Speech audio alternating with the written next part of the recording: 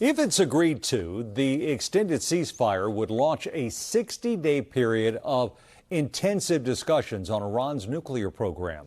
Asha Castleberry-Hernandez is a national security and foreign affairs expert. She's an Army veteran and worked in the State Department under Presidents Biden and Obama. She joins us now live to talk about the latest efforts to end this war.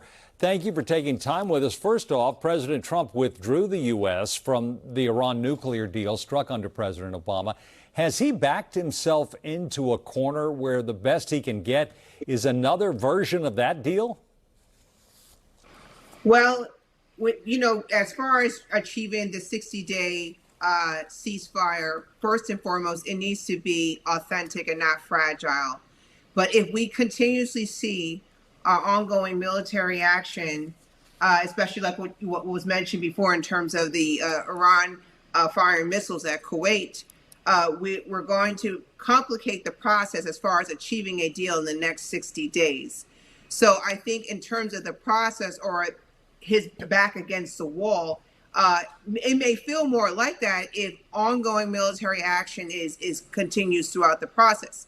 Now, another thing, too, is that why hasn't POTUS nor the Supreme Leader really been able to come to terms as far as this agreement? Well, looking at POTUS right now, yes, he is, I was told, advised several times to try to reach a deal that looks better than the JCPOA. And I think that's where his back is against the wall in terms of how do I get out of this war with a deal that looks better than the JCPOA.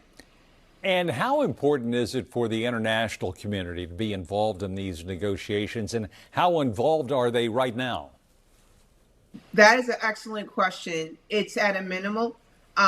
For example, with regards to the process right now, what is lacking is the technical expertise or from the community that usually plays a role in this, like the IAEA, where they were part of the process in the original JCPOA as far as checking or verifying the Iran's nuclear enrichment or uranium program.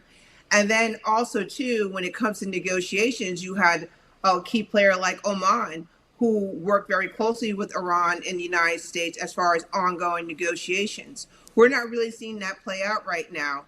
And with regards to the recent trip to China, what came out of it? Well, there was speculation that China agreed that they will not provide security assistance to Iran, but you're not seeing where China is playing a part in negotiations like they did during the JCPOA. So international involvement is critical for this, and it has been at a minimum since day one. You're not seeing much from the Europeans and other critical key players. Interesting. According to AAA, the national average for a gallon of gas now $4.42. How quickly could a ceasefire help everyday Americans when it comes to gas prices, travel, and our overall economy? Well, part of that ceasefire is that to reopen the Strait of Hormuz.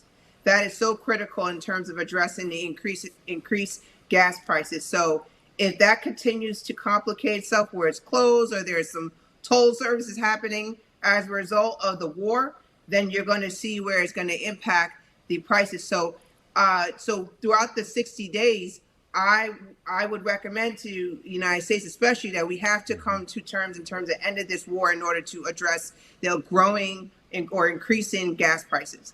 President Trump said Iran is negotiating on fumes. From your perspective, who appears to have more leverage right now?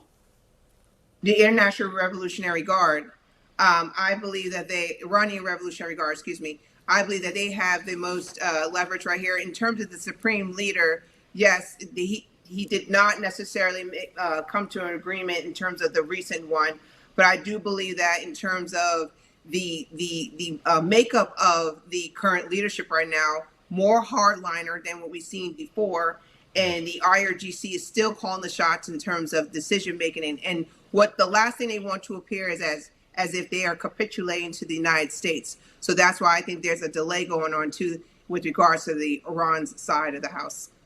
Asha Castleberry-Hernandez, thank you so much for your insights. We always appreciate it. You're welcome.